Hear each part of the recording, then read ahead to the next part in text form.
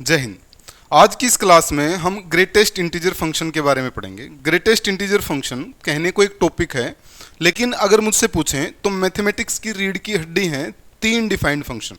पहला greatest integer function, दूसरा modulus function और तीसरा फ्रैक्शनल पार्ट फंक्शन। अगर आप ये तीन फंक्शन अच्छे से कर लेते हैं, हर चैप्टर में मैथमेटिक्स का कोई भी चैप्टर आप उठा लो, अगर ट्रिकी और थोड़ा सा डिफिकल्ट क्वेश्चन को बनाना है तो ये क्या करेगा, ये तीन फंक्शन को उसके अंदर इंट्रोड्यूस कर देगा। इसके आते ही क्वेश्चन का लेवल अप हो जाता है। तो आपको क्या करना है, इस डिफाइंड फंक्शन को बिल्कुल आसानी से और बिल्कुल बेसिक से मैं आपको समझाने वाला हूं। एक एक बात को ध्यान से समझना है, जल्दबाजी नहीं करनी है। पहली 10 मिनट आपके लिए जरूरी हैं, उसके बाद सारे क्वेश्चन आप आसानी से निकाल लेंगे। तो सबसे पहली अगर हम बात करें कि ग्रेटेस्ट इंटीजर फंक्शन को सर लिखते कैसे हैं, तो इसको ऐसे क्लोज्ड ब्रैकेट से लिखा जाता है भाई, ऐसे क्लोज्ड ब्रैकेट से। ये GIF कहलाता है, ग्रेटेस्ट इंटीजर फंक्शन। अगर आपने इसके अंदर x लिखा तो इसके ना दो आंसर आएंगे। मैं बुक इस लैंग्वेज नहीं बता रहा हूं, मैं डेफिनेशन आपको नहीं बताऊंगा, मैं सीधा आपको समझाऊंगा कि कैसे आंसर निकलता है। इसके दो आंसर आएंगे। पहला आंसर कब, अगर आपका x इंटीजर है तो जो भी ब्रैकेट के अंदर लिखा है वही आपका आंसर हो जाएगा। डायरेक्ट ब्रैकेट को रिमूव कर दो। मतलब सर कैसे, मान लिया ऐसे लिखा है ग्रेटेस्ट इंटीजर ऑफ 3, तो आंसर क्या आ जाएगा 3। ग्रेटेस्ट इंटीजर ऑफ -7, तो आंसर क्या आ जाएगा -7। डायरेक्ट ब्रैकेट हटा दो। अगर आपका x ग्रेटेस्ट, अगर आपका जो x है वो इंटीजर नहीं है, इंटीजर वैल्यू नहीं है, फ्रैक्शनल वैल्यू है, 1.2 है, 7.9 है, -3.4 है, कुछ भी है, तब आंसर क्या आएगा, तब आंसर आएगा इंटीजर। कौन सा integer, integer less than x। बस इतना सा ध्यान रख लो। दो आंसर आएंगे, या तो इंटीजर आएगा या इंटीजर लेस देन x। कैसे सर, ऐसे समझो, मान लिया मैंने आपको लिखा यहां 3.2, तो आप बताओ क्या 3.2 इंटीजर है, नहीं है सर। 3.2 से यहां मान लेते हैं 3 है, यहां 4 है, यहां आएगा 3.2। 3.2 से छोटा इंटीजर कौन सा है, इससे लेफ्ट साइड आओगे तो 3, तो आंसर कितना आ गया 3। एक और एग्जांपल लेते हैं, मान लिया आपसे बोला जाए 3.9, क्या 3.9 इंटीजर है, नहीं है सर। 3.9 कहां होगा, यहां होगा कहीं। इससे छोटा इंटीजर कौन सा होगा 3। यानी अगर x इंटीजर है तो वही आंसर, अगर x इंटीजर नहीं है तो x से छोटा जो इंटीजर होगा, पहले वाला ही लेना है। x से छोटा तो 2 भी होगा, 2 नहीं, पहले वाला ही, तो वही क्या बन जाएगा, आपका आंसर बन जाएगा। जैसे एक और एग्जांपल लेते हैं, मान लिया आपसे पूछूं मैं -4.2, तो नंबर लाइन पे जाओ, पहले क्या आएगा -5, फिर -4, फिर -3, -4.2 कहीं यहां होगा सर। इससे छोटा इंटीजर कौन सा है, -5। पजल नहीं होना है, क्वेश्चन के अंदर बिल्कुल भी नहीं फंसना है, क्लियरिटी रखो। इसका आंसर ये क्यों आया, क्योंकि नेगेटिव में लेफ्ट साइड में नंबर चेंज हो जाता है और पॉजिटिव में लेफ्ट साइड जाने से नंबर चेंज नहीं होता है। ग्राफ से और ज्यादा क्लियर हो जाएंगी आपको ये बातें, देखो ध्यान से समझना। क्या कहा इसने, अगर आंसर 0 है, अगर आप x की जगह 0 पुट करते हैं तो आंसर 0 आएगा। अगर 0.1 पुट करते हैं 0, 0.2 पुट करते हैं 0, कुछ भी पुट कर लो 0.9 तक, हमेशा आंसर क्या आएगा 0 आएगा। बट जैसे ही आप 1 पुट करोगे तो 1 का आंसर क्या बन जाएगा, 1 बन जाएगा। व्हाइट बॉल का मतलब है इंक्लूड नहीं किया है, डार्क बॉल का मतलब है इंक्लूड किया है। फिर से सोचो, 1.2 का आंसर कितना होगा सर, 1 होगा। 1.3 का आंसर कितना होगा, 1 होगा सर। 1.9 का आंसर कितना होगा, 1 होगा। समझ रहे हैं। तो इसलिए जो ग्राफ बनेगा आपका वो कुछ कैसा बनेगा, वो ऐसा ग्राफ बनेगा भाई, ऐसा ग्राफ बनेगा। अब आप इस बात को समझ गए होंगे कि ऐसा ग्राफ क्यों बन रहा है। लेफ्ट साइड में आओगे तो -0.2 का आंसर कितना होगा, -1 होगा। तो यहां पर व्हाइट बॉल और यहां पर डार्क बॉल, यहां पर व्हाइट बॉल और यहां पर डार्क बॉल। उम्मीद है आप इस बात को समझ गए होंगे। अगर इसकी डोमेन पूछ ले आपसे, डोमेन का मतलब क्या है, कि सर x की जगह ये जो x लिखा है इसकी जगह क्या क्या पुट कर सकते हैं हम, कौन कौन सी वैल्यू x की जगह पुट कर सकते हैं। तो कुछ भी पुट कर लो, ग्रेटेस्ट इंटीजर तो सबका आंसर निकालेगा। आप देखो नंबर लाइन पे कोई भी कहीं भी इन्फिनिटी दिख रहा है क्या, नहीं।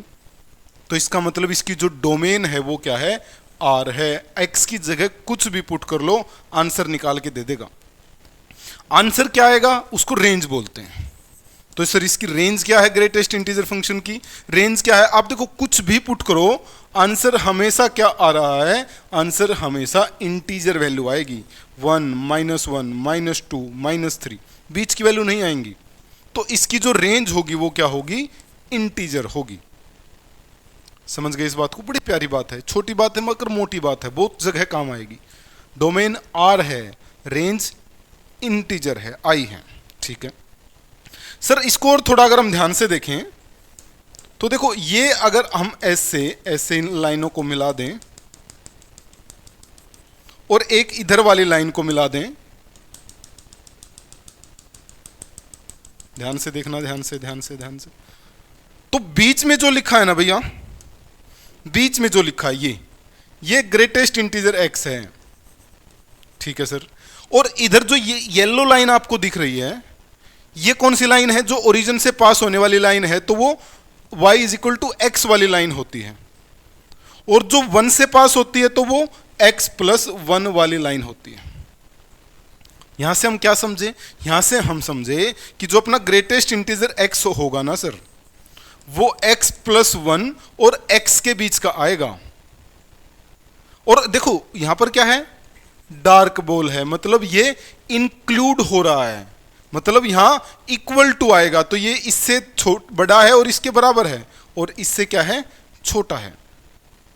समझे इस बात को, ये एक प्रॉपर्टी निकाल दी हमने कि ग्रेटेस्ट इंटीजर x क्या होगा, लेस देन x + 1 और ग्रेटर देन x। और अच्छे से अगर मैं इसको लिखूं तो मैं इसको ऐसे लिख सकता हूं, greatest integer x belongs to x to x + 1 open bracket. या एग्जाम्पल से अगर मैं आपको लिख कर दूं कि कल को अगर आपसे पूछ ले कि ग्रेटेस्ट इंटीजर x अगर 5 है तो x की वैल्यू क्या होगी, तो आप लिखेंगे सर ये 5 से लेकर 6 तक होगी। समझे इस बात को, कहां तक होगी, 5 से लेकर 6 तक, क्योंकि 5 तो 5 पर आएगा ही, 5.2 पर आएगा, 5.3 पर आएगा, 5.9 तक आएगा, 6 पर नहीं आएगा। तो 6 पर मैंने कैसी ब्रैकेट लगा दी, ओपन ब्रैकेट। एग्जाम में ये क्वेश्चन भी पूछ लिया, छोटा सा क्वेश्चन, क्योंकि वो मानता है कि ग्रेटेस्ट इंटीजर का आपको बेसिक नहीं पता है। अब मुझे नहीं लगता कि आप कहीं इसमें फंसने वाले हैं। कोई भी अगर आपको डाउट रहे तो कमेंट जरूर करना है। एक बार और इसका आप ग्राफ बना के देख लें, एक बार और इसकी आप डोमेन रेंज लिख कर देख लें, सब कुछ क्लियर हो जाएगा। माइनस का आंसर कैसे आएगा वो मैंने आपको बता दिया, प्लस का कैसे आएगा, एक्स की वैल्यू कैसे निकाली जाएगी, सारी बातें क्लियर हैं। थोड़ा सा और आगे बढ़ते हैं, कुछ प्रॉपर्टी करते हैं इसकी, देखिएगा। ये 3 प्रॉपर्टी और इसके अलावा एक प्रॉपर्टी और मैं आपको लिखाऊंगा, 4 प्रॉपर्टी अच्छे से कर लो, पूरा फंक्शन कंप्लीट हो जाएगा ग्रेटेस्ट इंटीजर। कोई भी इसके अंदर आपको डाउट नहीं रहने वाला है। पहली प्रॉपर्टी लिख चुके हैं सर, पहले भी समझ चुके हैं कि इंटीजर का ग्रेटेस्ट इंटीजर वही आंसर होगा, चाहे वो इंटीजर प्लस हो चाहे वो माइनस हो। मोस्ट इंपॉर्टेंट प्रॉपर्टी है ये, क्या लिखा इसने कि अगर x के प्लस में कोई इंटीजर लिखकर पूरे का ग्रेटेस्ट इंटीजर दे दे तो हम इंटीजर को क्या करते हैं, बाहर निकाल देते हैं। नहीं सर, एग्जाम्पल समझिए। अगर मान लिया कल को ऐसा आ जाए, x + 7 का ग्रेटेस्ट इंटीजर, x का आपको नहीं पता कौन है, आपको 7 का पता है कि 7 जो है वो एक इंटीजर है, तो ये क्या करेगा, ये x पर ग्रेटेस्ट इंटीजर लगाएगा और 7 को बाहर निकाल देगा। समझ गए इस बात को। एक और एग्जांपल समझो, मान लिया कल को आ जाए x - 3, इसको पता है कि 3 जो है वो इंटीजर है, x का नहीं पता है, तो क्या करेगा, x पर ग्रेटेस्ट इंटीजर लगाएगा और 3 को बाहर निकाल देगा। बीच में प्लस का साइन है तो प्लस के साथ, माइनस का साइन है तो माइनस के साथ। सबसे ज्यादा जरूरी प्रॉपर्टी है ये। एग्जाम में हर बार इसी प्रॉपर्टी से 100% इसी प्रॉपर्टी से क्वेश्चन पूछ रहा है, बार बार। इसी प्रॉपर्टी की प्रैक्टिस भी मैं आपको इस क्लास में करवाने वाला हूं। उसके बाद कि सर अगर ग्रेटेस्ट इंटीजर x n के बराबर है तो अभी हमने लिखा कि जो x होगा वो क्या होगा, n+1 से छोटा और n के बराबर या उससे बड़ा होगा। यही बातें लिखी हमने।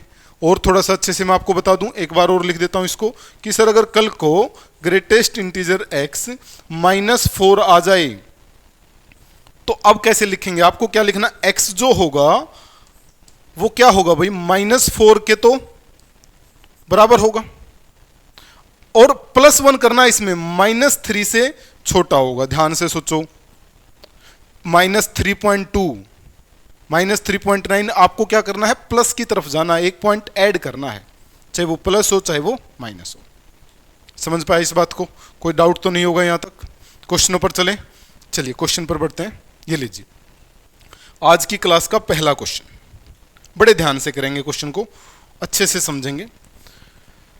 एक चीज और मैं आपको बताऊं कि जब भी क्वेश्चन में डिफाइंड फंक्शन आए, क्वेश्चन चाहे ट्रिग्नोमेट्री का हो, क्वेश्चन चाहे कैलकुलस का हो, क्वेश्चन चाहे कोऑर्डिनेट ज्योमेट्री का हो, किसी का भी क्वेश्चन हो, सबसे पहले आपको डिफाइंड फंक्शन को सोल्व करना है।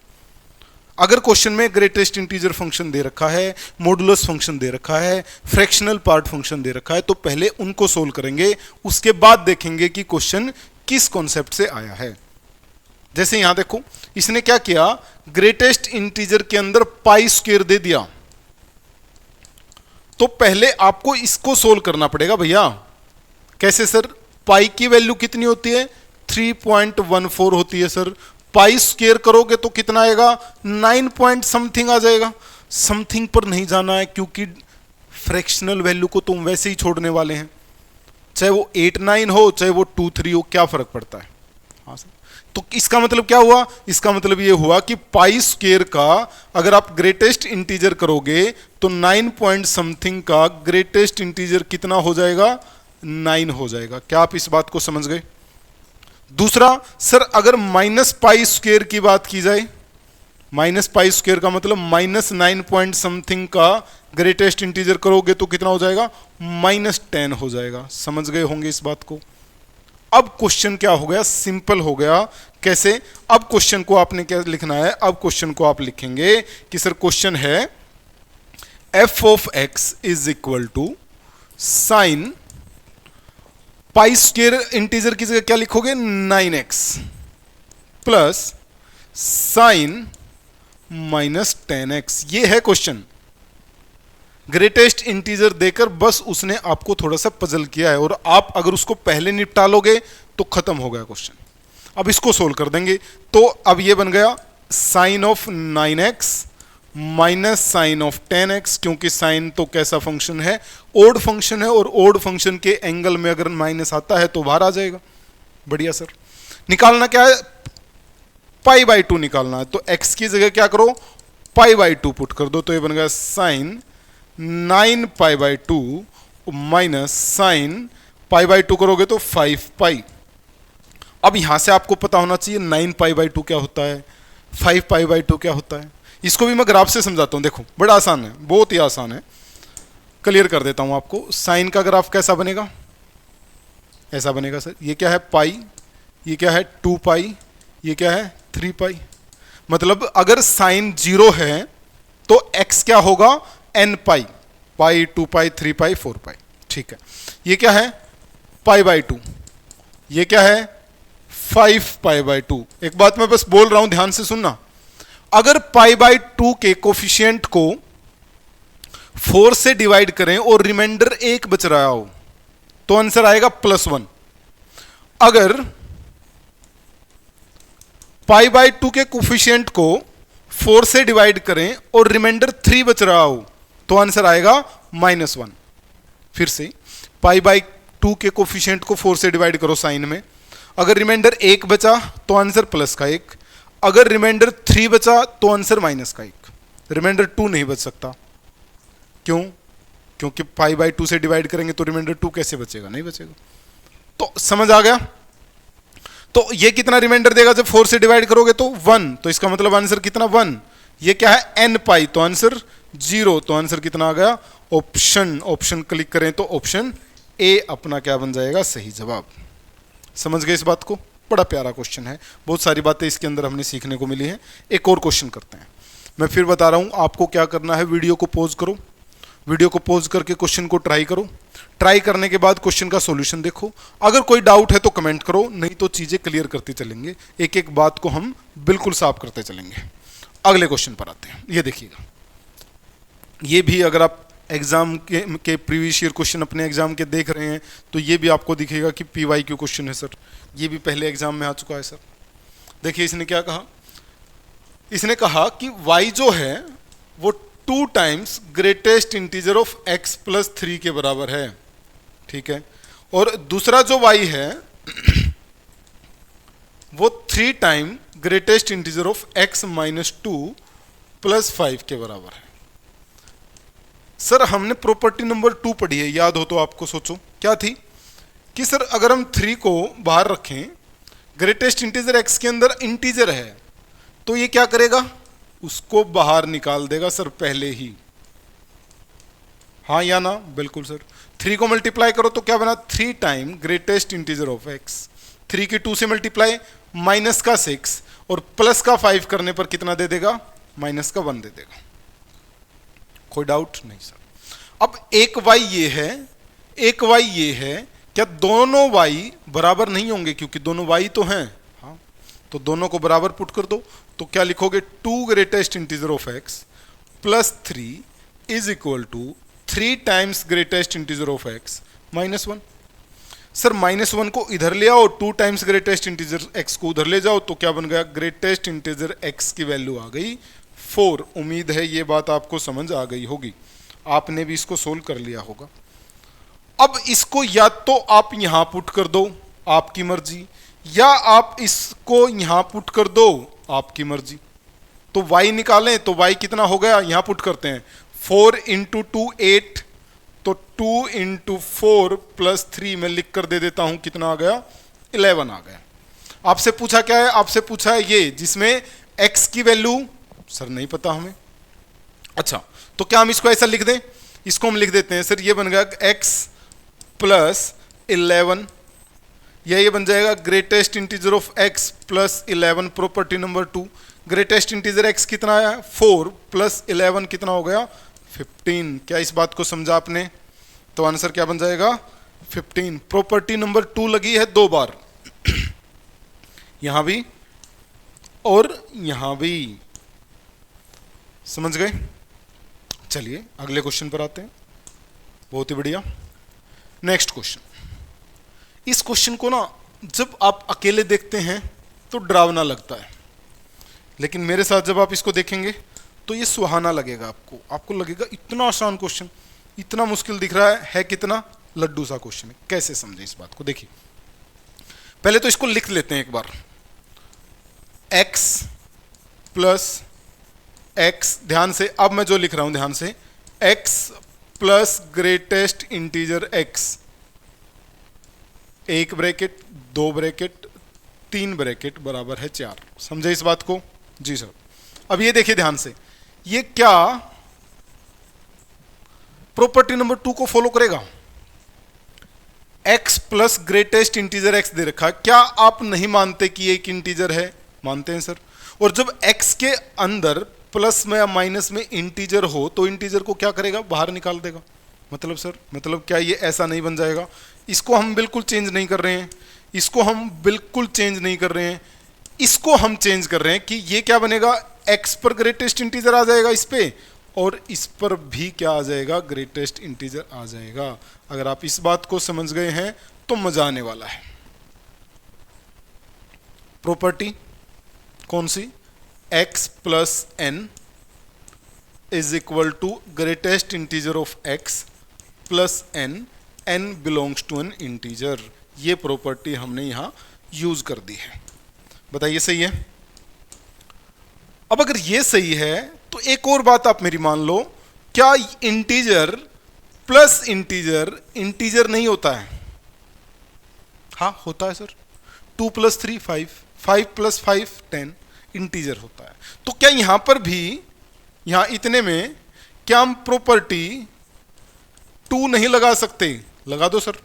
तो ये क्या बनेगा, ये वाले x को मैं चेंज नहीं कर रहा हूं, प्लस ये क्या करेगा, ये अलग से इंटीजर बन के निकल कर आ जाएगा, और अंदर वाले जो दे रखे हैं वो तो ग्रेटेस्ट इंटीजर रहेंगे ही सर, वो तो डायरेक्ट जो भी दे रखा है वैसे का वैसे निकल कर आ जाएगा।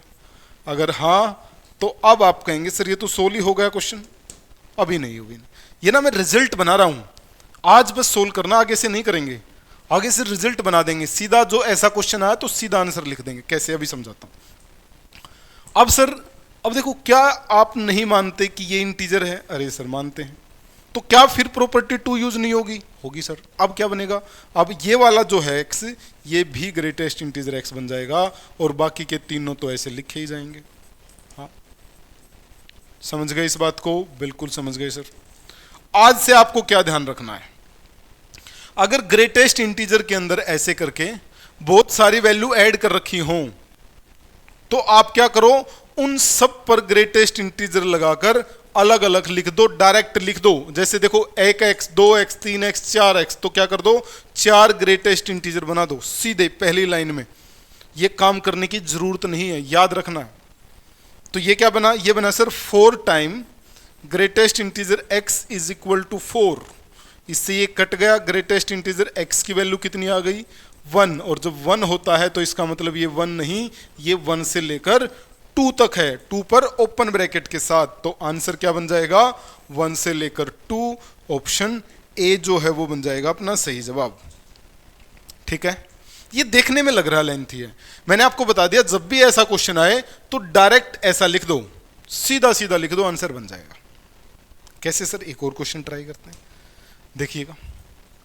अब आपकी आंखें चमक गई होंगी, सर ये तो देखा है, इसको तो हम जानते हैं। क्या दे रखा है इसने भाई ने दिया greatest integer of sine x plus greatest integer of cos x plus greatest integer of ten x, ध्यान से आंखें चमक जानी चाहिए, plus greatest integer of second x, और ऐसे करके ब्रैकेट कर दी इसने बंद, और पूछ लिया इसको सोल्व कर दो।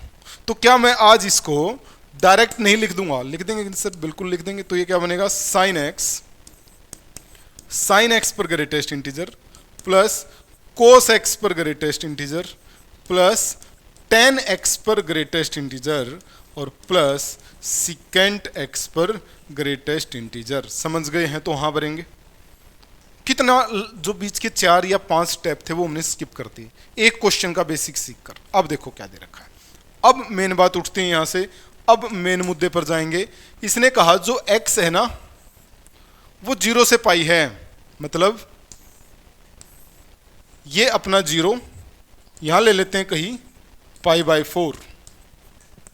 तो जो x है अपना, वो x जो है यहां से लेकर और यहां के बीच में है सर, इतना है। अगर आप sin x की बात करें, sin 0 कितना होता है, 0 होता है, और sin 45 कितना होता है, 1/√2। √2 का मतलब 1/1.414, या इसको आप डिवाइड करोगे तो 0.7 समथिंग आ जाएगा। तो क्या मैं इसको ऐसे लिख दूं कि ये जो लिख रखा है सर, ये इसने लिख रखा है कि ये 0 से लेकर 0.7 के बीच में होगा, कैसा लिख सकते हैं? और एक चीज और थोड़ा अच्छे से लिखते हैं इसको, ऐसे नहीं, ऐसे लिखते हैं कि ये 0 से लेकर 0.7 के बीच में होगा और इसका ग्रेटेस्ट इंटीजर है। ओपन ब्रैकेट लगाने का रीजन क्या है? क्योंकि क्वेश्चन वाले ने भी ओपन ब्रैकेट लगा रखी है, 0 इंक्लूड नहीं कर रखा है। हाँ या ना? हाँ सर। अगर वो कहता कि 0 पर क्लोज्ड ब्रैकेट है तो मैं यहां क्लोज्ड ब्रैकेट लगा देता। अब आप समझ गए होंगे इस बात को, नहीं समझे तो कोस में थोड़ा और क्लियर होगा। कोस 0 कितना होता है? कोस 0 1 होता है सर, और कोस 45 1/√2। मतलब ये कहां से कहां तक जाएगा? ये 1 से लेकर 0.7 तक जाएगा सर। यहां भी क्या है? ओपन ब्रैकेट यूज होगी सर, क्लोज्ड नहीं लगा सकते। क्यों? क्योंकि उसने भी ओपन ब्रैकेट दे रखी है। उम्मीद है समझ गए होगे। अभी भी नहीं समझोगे तो और कोशिश करता हूं समझाने की। 10 पर चलो। 10 0 0, 10 π/4 1, बट ना तो 0 पर क्लोज ब्रैकेट है ना 1 पर। हाँ सर, अब समझ गए। सिकेंट को लिख सकते हैं सीधा, सिकेंट 0 1। हाँ हाँ सर, सिकेंट 0 1, और सेकेंड 45 रूट टू कितना होता है 1.4, क्लोज्ड ब्रैकेट को किसी पर भी नहीं। हाँ या ना? आंसर आ रहा है, देखो आंसर लिख रहे हैं। जीरोस और 0.7 का ग्रेटेस्ट इंटीजर कितना होगा? 0 हो या 0.7 हो या 0.9 हो, आंसर 0। हाँ सर। 1 से छोटा और 0.7 से बड़ा ग्रेटेस्ट इंटीजर कितना देगा? 0। हाँ भरते रहना भाई। 0 से बड़ा और 1 से छोटा ग्रेटेस्ट इंटीजर का आंसर कितना आएगा? 0। 1 से बड़ा और 1.4 से छोटा ग्रेटेस्ट इंटीजर का आंसर कितना आएगा? 1, 1.2, 1.3, 1.4, सबका आंसर 1। तो फाइनल आंसर कितना आ गया? 1। क्या ऑप्शन है? ऑप्शन ए अपना आंसर आ गया। समझे इस बात को? मुश्किल है? नहीं है। सच मानो, जिस एग्जाम के लिए आप तैयारी कर रहे हैं इसका लेवल बड़ा ही है भाई, और इसके लिए छोटी छोटी बातों से आपको फाइट करनी पड़ेगी। अगला क्वेश्चन आपकी स्क्रीन पर। सबसे पहले वीडियो को पॉज करो, सॉल्यूशन निकालो, फिर मैच करो। यही एक प्रोसेस है जिसको हम फॉलो करने वाले हैं। इसने कहा डोमेन निकालनी। डोमेन का मतलब एक्स निकालना है। कौन कौन से एक्स ऐसे हैं जो पॉसिबल हैं या पुट कर सकते हैं? देखिए, जब भी आपके पास 1/fx दिया जाए तो डोमेन के केस में सीधी सी बात क्या है कि सर कुछ भी हो जाए बट जो नीचे लिखा है ना वो 0 ना हो। 1/0 इन्फिनिटी बन जाएगा, क्वेश्चन खत्म, क्वेश्चन का अस्तित्व खत्म हो जाएगा। तो बस उसको 0 नहीं बनने देना। तो यहां भी सबसे पहली बात तो यही निकल कर आई कि greatest integer of x square -3 time greatest integer of x plus 2 को हम 0 नहीं होने देंगे। सर कसम खा लेते हैं कुछ भी हो जाएगा बट कैसे भी करके इसको 0 नहीं होने देंगे। ये तो क्वाड्रेटिक है, क्वाड्रेटिक को सोल्व करोगे तो क्या बन गया? इसके फैक्टर देखो, यहां से क्या लेना? सम कितना? 1 और 2, प्रोडक्ट 2 हो जाएगा। तो ये बन गया ग्रेटेस्ट इंटीजर ऑफ एक्स -1, एक factor greatest integer of x -2, दूसरा फैक्टर 0 नहीं होने देंगे। जब इसको आप 0 नहीं होने देंगे तो आप कह रहे हैं कि ग्रेटेस्ट इंटीजर एक्स को 1 नहीं होने देंगे, और जब आप इसको 0 नहीं होने देंगे तो आप कह रहे हैं कि ग्रेटेस्ट इंटीजर ऑफ एक्स को 2 नहीं होने देंगे। समझ रहे हैं इस बात को? और जब आपने ये लिखा तो आपने साफ तौर पर लिखा कि कुछ भी हो जाए x जो है 1 से 2 नहीं होगा। हाँ या ना? हाँ, ग्रेटेस्ट इंटीजर है। और जब आपने लिखा ये तो आपने कहा कि कुछ भी हो जाए x जो है वो ग्रेट 2 से लेकर 3 नहीं होगा। और जब इन दोनों बातों को हम देखते हैं तो इसने कहा 1 से 2 नहीं, 2 को इंक्लूड नहीं करना, इसने कहा 2 को भी ले लो। तो इन दोनों बातों से क्या ये क्लियर नहीं हुआ कि इसने कहा कि कुछ भी ले लो, x को कभी 1 से लेकर 3 तक मत लेना। हाँ या ना? बट आपसे पूछा लेना क्या है, तो आप क्या कहेंगे कि सर x के जो आंसर आएगा वो क्या आएगा?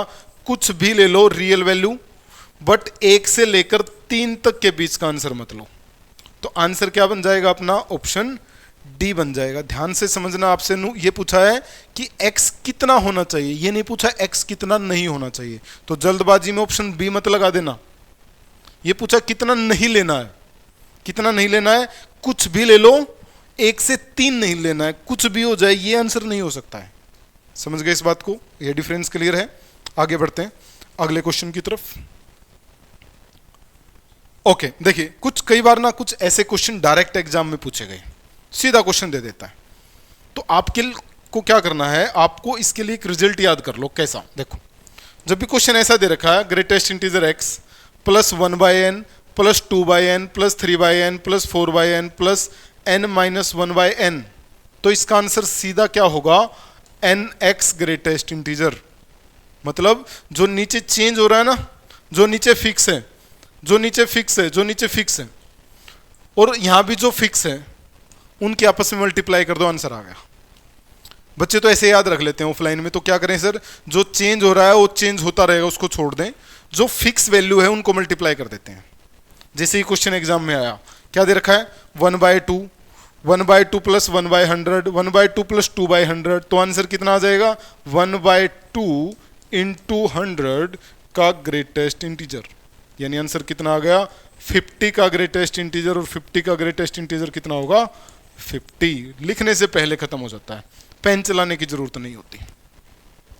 लेकिन एग्जामिनर तो एग्जामिनर ठहरा, उसने क्वेश्चन को ऐसे घुमा के दिया, थोड़ा सा ट्रिकी बनाना चाह रहा था क्वेश्चन को। हम भी तैयारी करते हैं सर, हम भी उड़ा देंगे इसको। पहले देखो क्या ये उस प्रॉपर्टी को फॉलो करता है, बिल्कुल करता है सर। क्या फिक्स है, x फिक्स है सर, 100 फिक्स है सर। तो हमारा आंसर कितना आया, x इंटू 100। देखो 1/, वाले का मतलब नहीं है, ऐसा मत करना कि 1/, से मल्टीप्लाई करना है। जो नीचे दे रखा है उसको डायरेक्ट इससे मल्टीप्लाई करना है, x/100 मत कर देना। पिछले क्वेश्चन में देख लो 1/2 दे रखा था यहां, इसलिए हमने 1/2 से 100 को मल्टीप्लाई किया, डिवाइड नहीं किया कुछ भी। तो यहां भी ध्यान रखना है आपने। और ये किसके बराबर दे रखा है, ये 7 के बराबर दे रखा है। या और अच्छे से अगर मैं इसको देखूं तो 100x का ग्रेटेस्ट इंटीजर 7 के बराबर है। ध्यान से बताओ मुझे एक बात कि अगर कल को हमारा x जो है वो 9 के बराबर आ जाए तो x को क्या कहेंगे हम, x 9 से लेकर 10 तक है। क्या ये हमारी रिस्पॉन्सिबिलिटी नहीं बनती लिखना, बनती है सर। तो यहां भी क्या हम इसको ऐसा नहीं लिख देंगे कि 100 जो x है वो सर 7 से लेकर और 8 तक होगा, 8 पर ओपन ब्रैकेट। आपसे पूछा क्या है, x पूछा है, 100 एक्स्ट्रा है, डिवाइड कर दो। तो x की वैल्यू कितनी आ गई, 7/100 से लेकर 8/100 तक। आप इसको डेसिमल में भी लेकर आ सकते हो, ऑप्शन में उसने ऐसे ही छोड़ रखा था।